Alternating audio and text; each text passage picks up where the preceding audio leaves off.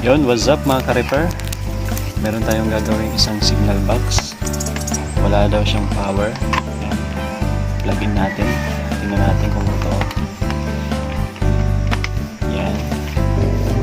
So yun, wala nga mga ka-repair. Totally no power siya. So bubuksan po natin para ma-check natin.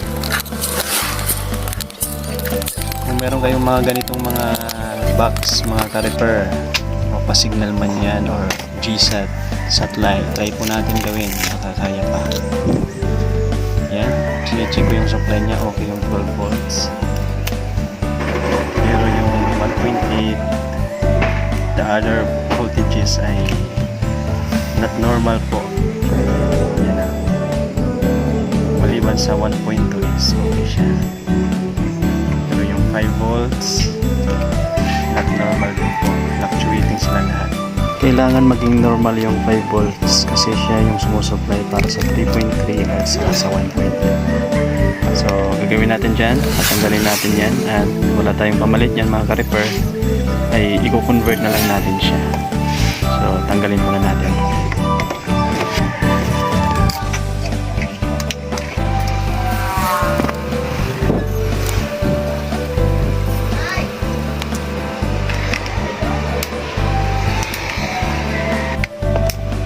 Ayan mga ka-repair, yan ang gagamitin natin, buck converter.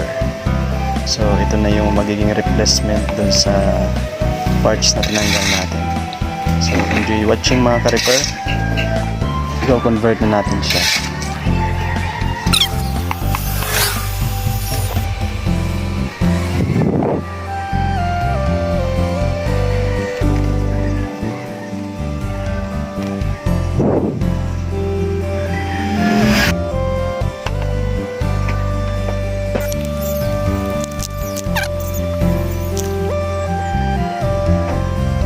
Saan naman na iyo kuan?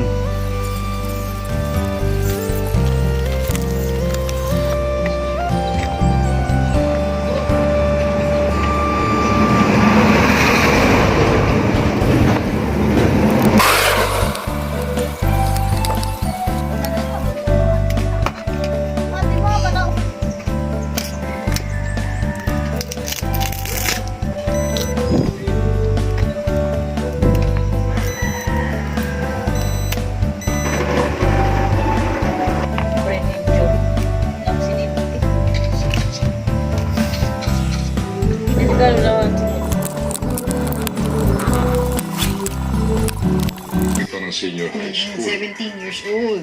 Alright, sige. So, kung nanonood ka ngayon sa amin, Leonie Fair, sabi ko nga sa iyo, hindi kami nang